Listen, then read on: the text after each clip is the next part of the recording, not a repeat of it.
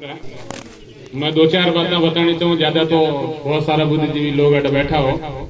विशेष रूप सरपंचा ने कि जब आप अपनी टेबल मत बिराजो, जब भारत रो संविधान टेबल मत रख पर यार पहली चीज आ करजो कि बिन महीना आर्टिकल 40 है, बिन पढ़ आर्टिकल 40 में ग्राम पंचायत का गठन करियोड़ो है। बहुत सारा नया युवा साथी है, अब मैडम तो 10 साल रहा नया दिया अनुभव है, आपने अनुभव नहीं है। उन बाद में आप अनुच्छेद 243 ने पढ़ जो बिन में लिखियोड़ो है कि पंचायत पैया कटू लाई किकर मानगन पैया आवेला और किकर खर्च कराला, किन प्रकार की कमेटियां बनेला, 6 प्रकार की कमेटियां बढ़िया करे पंचायत में। बिनो भी प्रावधान आर्टिकल 243 में है।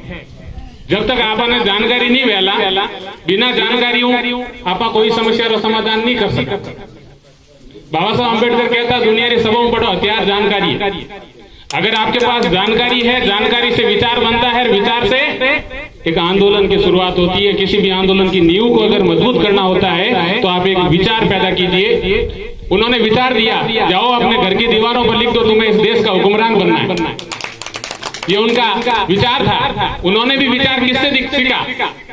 बाबा साहब अम्बेडकर ने अपनी जिंदगी में 2 लोगों को गुरु माना था। पहला गुरु उन्होंने गौतम बुद्ध को माना था, दूसरा संत कबीर को माना था। आदर्श ज्योतिबा फुले को माना था। जब वो कहते थे, बाबा साहब अम्बेडकर ने कहा कि शिक्षा वो शेरनी का दूध है जो पिएगा गुर्राएगा। ऐसा क्यों कहा उन्होंने? ऐसा इसलिए कहा कि वो ज्योतिबा फुले की एक बात को मानते थे, जिसमें ज्योतिबा फुले कहते हैं विद्या बिना मति गई, मति बिना गति गई, गति बिना वित्त गया। इतना बड़ा अनर्थ केवल और केवल शिक्षा की वजह से हुआ। इसीलिए वो कहते थे कि शिक्षा वो शेरनी का दूध है जो पिएगा गुर्राएगा।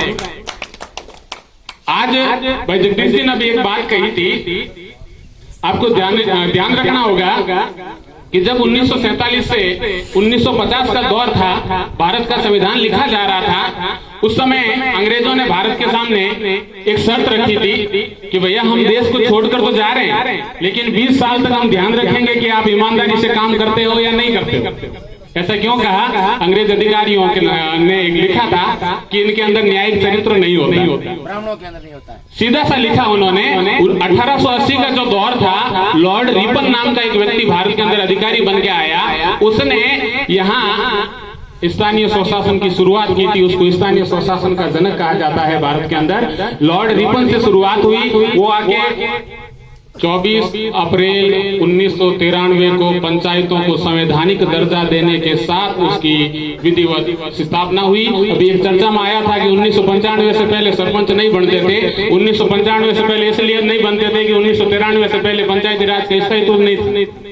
1993 में 24 अप्रैल को इसलिए प्रतिवर्ष हम लोग 24 अप्रैल को पंचायती राज दिवस मनाते हैं। उसकी वजह ये थी कि 24 अप्रैल 1993 को से घोषित किया गया था संसद के द्वारा। इसलिए आप तमाम लोग यहाँ मौजूद हैं। आपसे हमें उम्मीद रहेगी, आशा रहेगी कि आप समाज हित में, आम लोगों के हित में, और हमारे जो सरपंच साहब थे उन्होंने कहा कि मैं ई मित्र चलाता हूँ, जानकारी बढ़ानी है और ज्यादा ना तो आप एक ऐसी मिसाल बन के पेश हो जाना कि आने वाले सरपंच आपको एक आदर्श रूप में देखे, आपसे सीखे, आपकी पंचायत फले फूले, आप नया नाम कमाए। इसी के साथ और सबसे महत्वपूर्ण, आज आप सभी को सम्राट अशोक विजयदशमी की हार्दिक शुभकामनाएं। जय भीम, जय भारत, जय मूल्यवासी, नमो बुद्धाय।